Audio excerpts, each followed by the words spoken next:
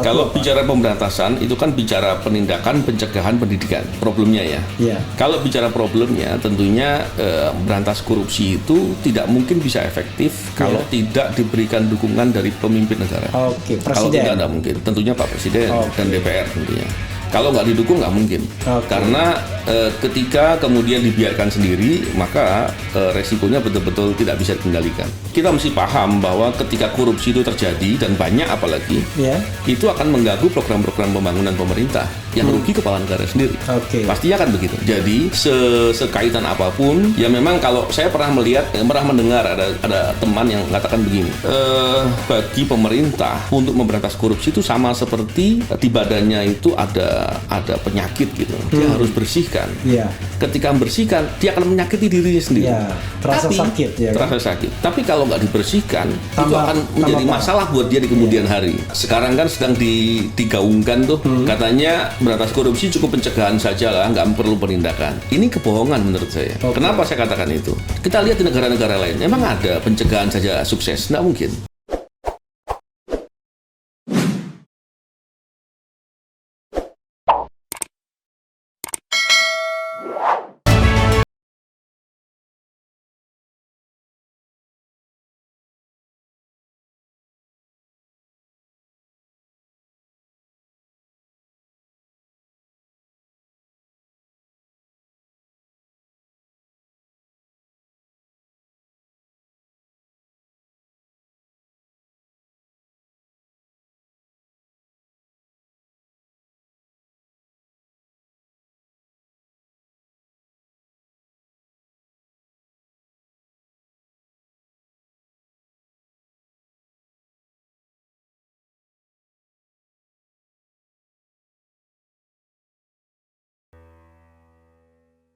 Kalau bicara pemberantasan itu kan bicara penindakan pencegahan pendidikan. Problemnya ya. Kalau bicara problemnya tentunya berantas korupsi itu tidak mungkin bisa efektif kalau tidak diberikan dukungan dari pemimpin negara. Presiden. Kalau tidak mungkin. Tentunya Pak Presiden dan DPR tentunya. Kalau nggak didukung nggak mungkin. Karena ketika kemudian dibiarkan sendiri, maka resikonya betul-betul tidak bisa dikendalikan. Tapi masalahnya kan korupsi itu selalu melibatkan lingkar kekuasaan, itu masalahnya kan orang pinggiran kan nggak pernah korupsi. Iya. Kalau orang pinggiran kan korupsinya kecil-kecil aja biasanya. Betul. Yang besar kan pasti lingkar kekuasaan. Benar. Tapi kita mesti paham bahwa ketika korupsi itu terjadi dan banyak apalagi, itu akan mengganggu program-program pembangunan pemerintah yang rugi kepala negara sendiri.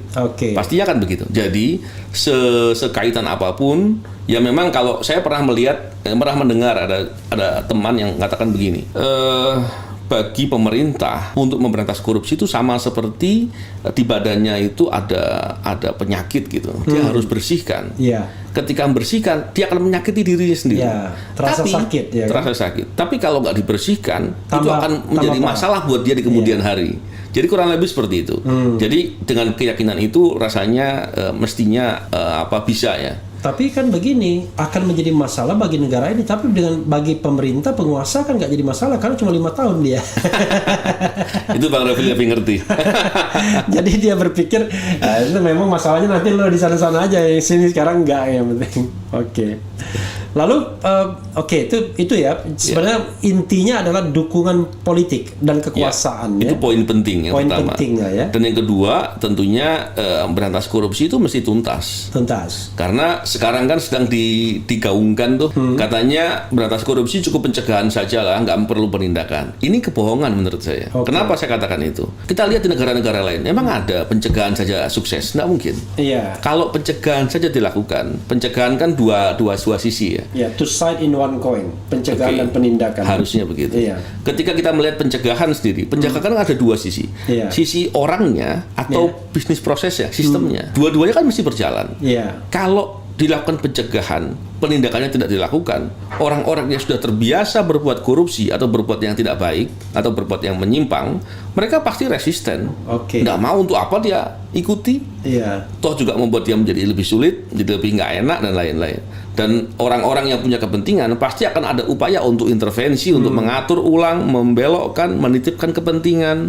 Nah, kalau ada penindakan dilakukan secara bersama, itu pasti akan bisa diselesaikan. Jadi kurang lebih seperti itu. Dan itu pun harus dilakukan lagi dengan adanya pendidikan, dan itu harus paralel bertiga itu. Kalau nggak mungkin. Jadi pencegahan, penindakan, dan pendidikan. Ya? Pendidikan anti korupsi ya. Karena kita ini dari kecil tidak diajarkan gitu, ngantri nggak diajarkan, betul. Buang sampah yang benar nggak diajarkan. Ya? Itu poin penting padahal. Tidak korupsi. Tidak diajarkan, jujur gitu-gitu ya. Oke. Lalu panacea-nya apa dari kendala ini? Ya kalau pemimpin kan nggak mungkin tiba-tiba panacea-nya ganti pimpinan, kan nggak mungkin begitu aja kan? Apa obatnya yang barangkali untuk saat ini ya yang paling mungkin dilakukan dengan problem saat ini dan problem ke depan? Gitu. Memang begini. Korupsi itu seringkali tidak disadari oleh masyarakat. Orang kalau kecopet, dia akan terasa dompetnya hilang. Kalau ada korupsi, dia ambil dompetnya, dompet saya uangnya masih ada gitu. Jadi dia akan bilang bahwa tidak ada apa-apa. Tapi ketika masyarakat sudah mulai sadar bahwa korupsi itu betul-betul merugikan dirinya, baik sekarang, ke depan atau suatu saat nanti, maka mereka akan mau untuk peduli. Nah, ketika orang semakin banyak yang peduli, maka mau nggak mau pemerintah juga akan menjalankan proses-proses yang lebih baik. Saya yakin akan begitu.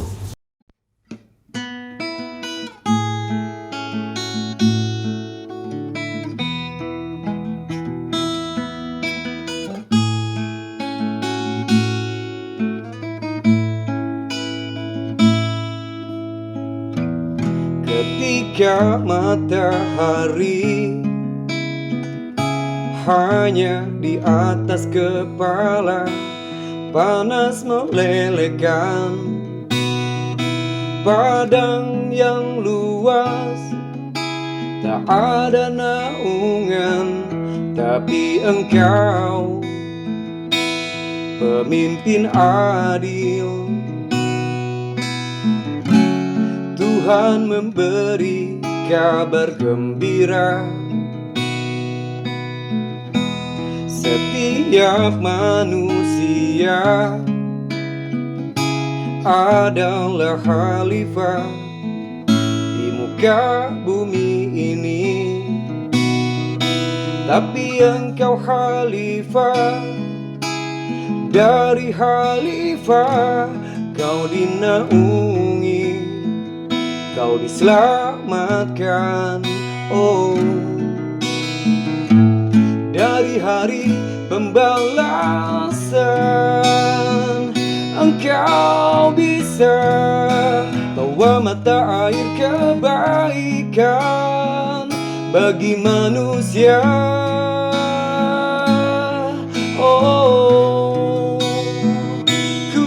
Kuasamu juga bisa menenggelamkan umat manusia. Tak ada bateranu, tak ada penyelamat, maka adilah kau pemimpin.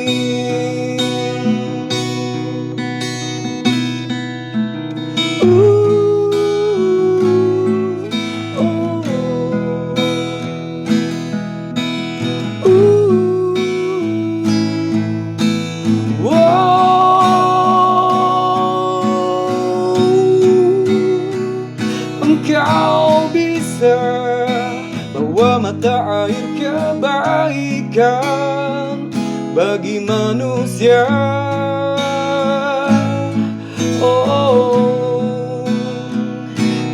Kuasamu juga bisa menenggelamkan umat manusia.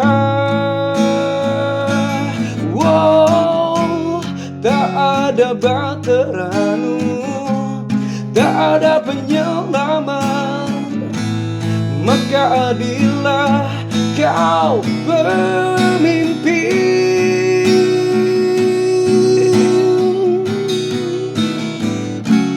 Tuhan memberi kabar gembira untukmu pemimpin adil. Bagimu imamun adil.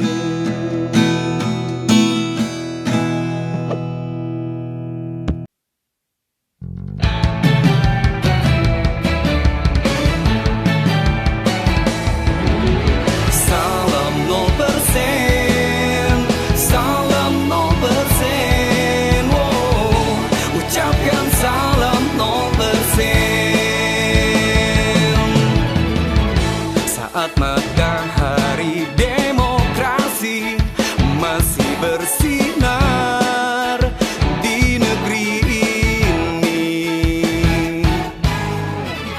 Salam bagi lahirnya pemimpin, pemimpin jujur, pemimpin amanah.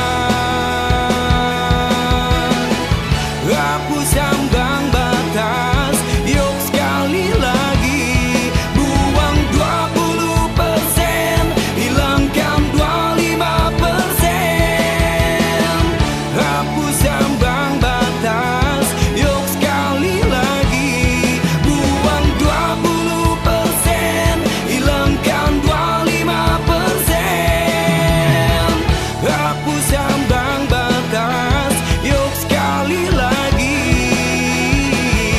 ucapkan salam 0%. Semoga Tuhan merestui,